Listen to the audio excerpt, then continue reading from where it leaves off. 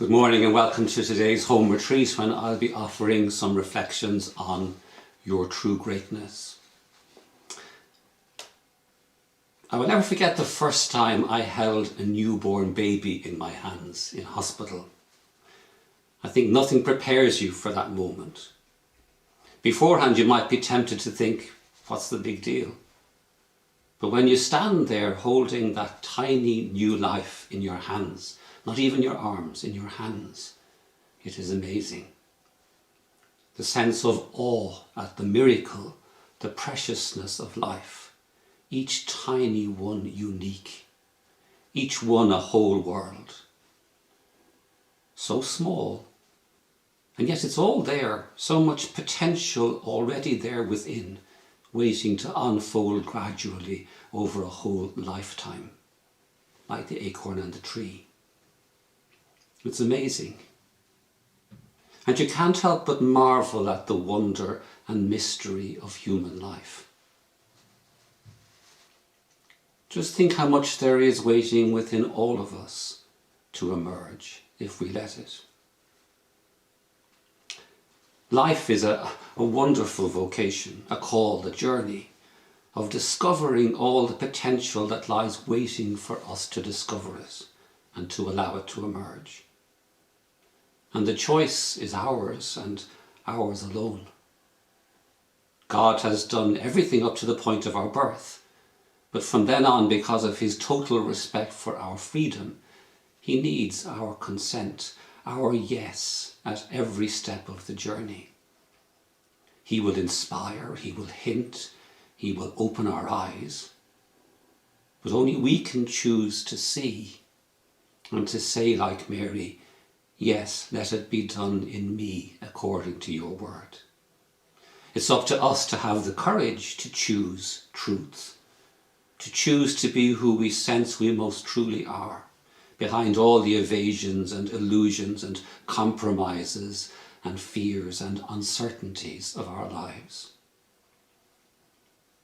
And this makes life into a journey, an adventure. What is your true greatness? He has written it deep in your heart. Listen, look to your own experience. There is something waiting within you to come to be. And if you listen, you can sense it. It is your unique voice that has its place in the symphony of creation.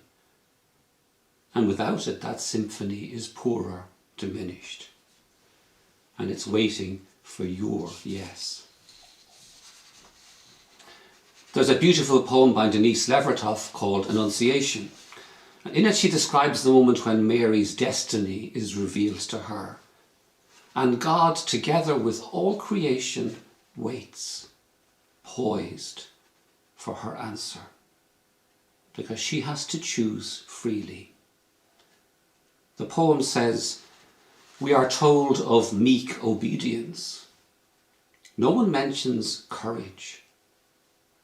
The engendering spirit did not enter her without consent. God waited.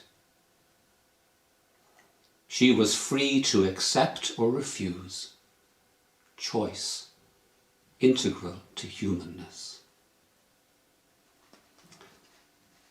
God also waits for your yes, a yes that needs to be spoken again and again in your life as your life unfolds and reveals itself to you.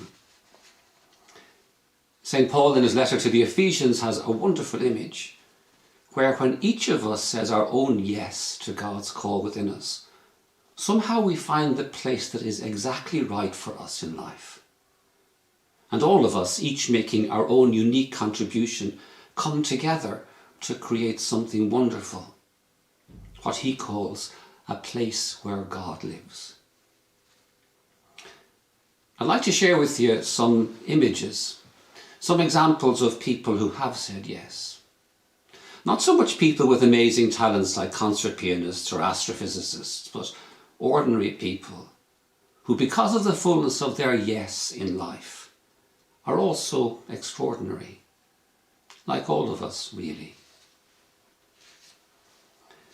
The first I'd like to talk about is a monk called Christian de Chergé, who was the prior of a Trappist monastery in Tiberine in Algeria.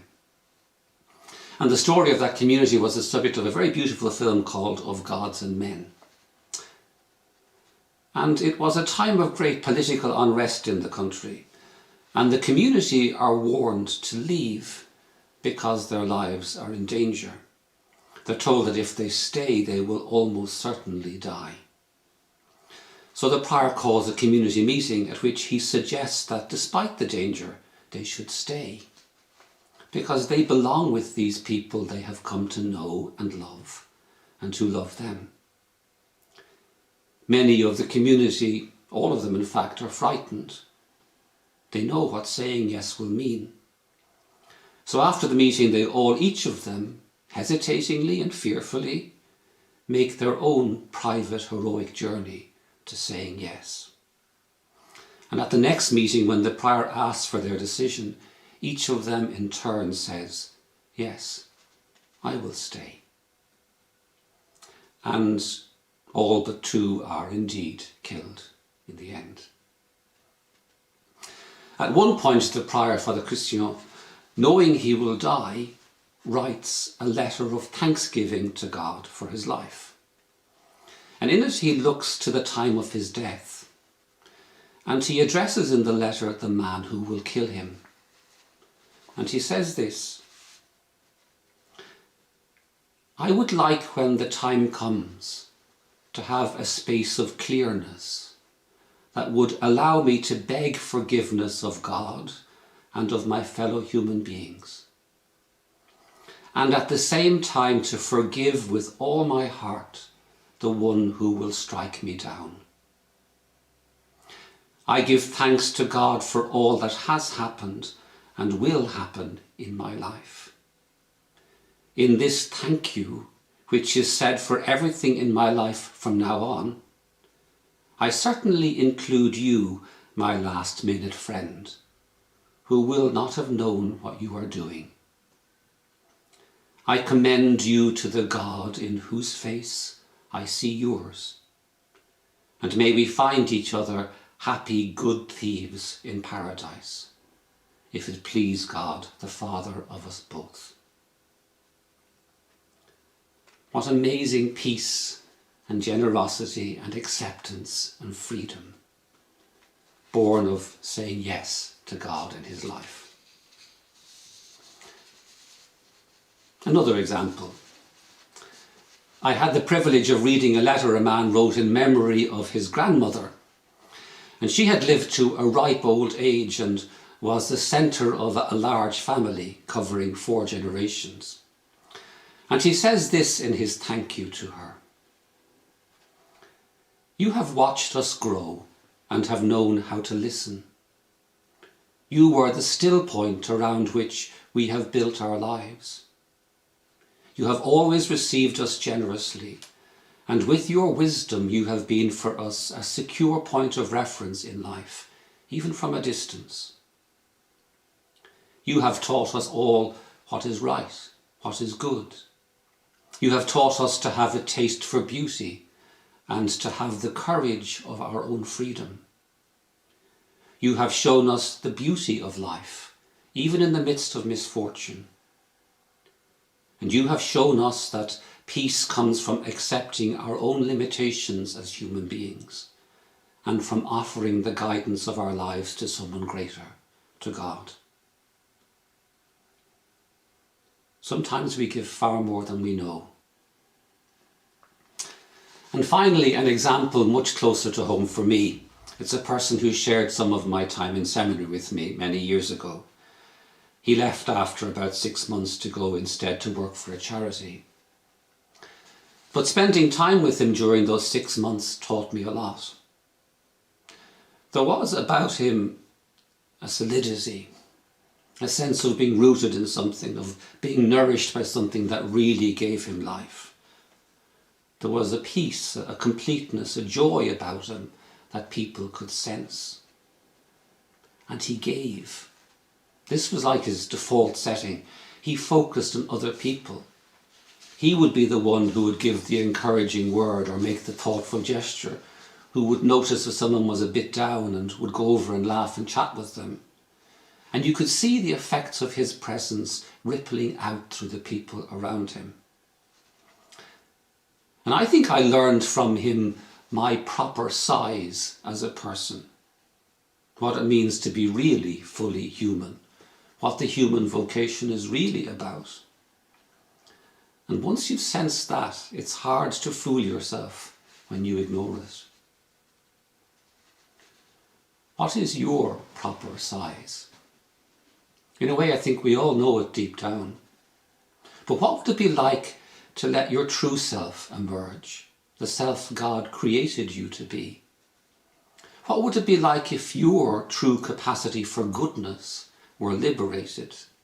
If you consented bit by bit to allow that to happen, for your light to shine through your broken self, just like light shines through stained glass windows, each with its own unique colour and beauty. Submit, says St. Paul, to the word that has been planted within you. And if you do, he promises, your true face will be unveiled, and you will, in your own unique way, reflect something of the brightness of Christ. So this is the challenge, the same for all of us, to grow to our own full size, to become the fully mature human being we were created to become, to let go of compromise, of meanness of spirit, of grudges, of selfishness, to choose instead integrity, to choose all that is good and right, to have the courage to live what is best within us, to become who we sense we can be. St. Paul tells us that all creation is waiting for this, is waiting eagerly for the children of God to be revealed and for their true light to shine through. You know, when I give retreats to school children, I often ask them who inspires them. And they usually start with the most obvious television stars of various kinds. But very quickly they get serious. It's my mother, my father, the girl down the road who's sick, who's peaceful even though she's sick.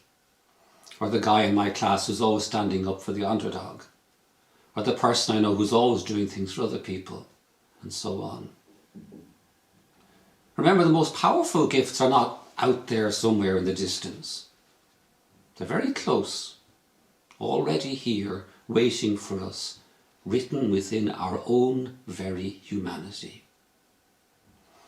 Yes, there are special gifts, but as St. Paul says in 1 Corinthians 13, as we all know so well, there are higher gifts to be ambitious about, and of those only 3 will last: faith, hope, and love. And the greatest of them is love. What the writer Annie Dillard says about writing, I think, applies to all of us as we write the story of our own lives. And she says this: one of the few things I know about writing is this: spend it all, shoot it, play it, lose it all, right away, every time. Do not hoard what seems good for a later place in the book or for another book. Give it all, and give it now. The impulse to save something better for a better place is the signal actually to spend it now. Something more will arise for later, something better. So don't hold back. Don't be afraid. Give of your best to life now, and all the good that God has made you capable of will come alive. Some suggestions for today. Maybe to reflect for a moment on who are the people whose lives have enriched you. To remember them. What is it about them that you so appreciate? What do or did they give you? Or who are the people you know who inspire you now? What is it about them? Maybe you might like to say something to them. And who are the people whose lives you impact upon? And what can you give to them? What are the gifts that you can share with them? Or read through Levertov's poem, which I've included in the handout. Truly living is always a risk.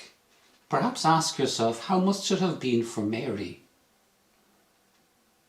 What is God asking of you? Because he waits for your choice. Maybe take some time to thank God for the wonder and mystery of your own being.